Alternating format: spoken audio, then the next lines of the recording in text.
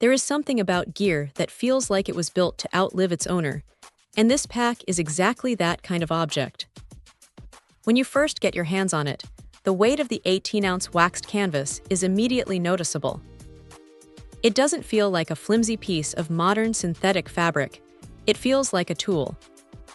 The texture is stiff, almost stubborn at first, but that is exactly what you want when you are tossing gear into a canoe or dragging it across a portage trail.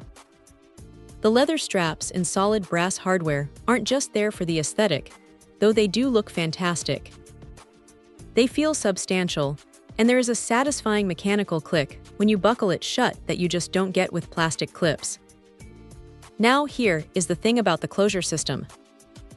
It uses internal rain flaps tucked under that big main cover, which is a smart design for keeping your gear dry. But it does mean you have to be a bit more deliberate when you are packing or grabbing something in a hurry. It is not a quick access bag, but that is the trade-off for having something that keeps the elements out so effectively. The two external slip pockets are handy for things you need to grab quickly, like a water bottle or a map, and there is a dedicated spot inside for your navigation gear, which keeps things from getting lost in the main cavern of the bag. Carrying this thing is surprisingly manageable, even when it is loaded down. The buckskin padded backstraps have a way of conforming to your shoulders that makes the weight feel a bit more balanced. It is not a high-tech suspension system with a dozen adjustment points, but it works and it feels honest. One thing to keep in mind is that while the waxed canvas is incredibly water-resistant, it is not a submarine.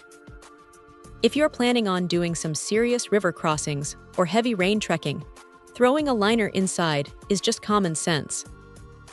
It is a small extra step that saves a lot of headache later.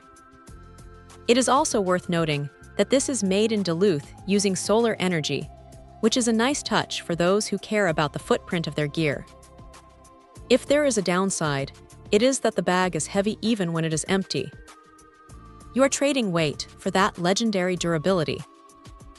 If you are looking for something ultralight to shave ounces off your pack, this isn't it. But if you want a companion that is going to look better with every scratch and scuff it picks up over the next 20 years, this is the one. It is a piece of equipment that feels like it has a soul, and honestly, that is getting harder to find these days.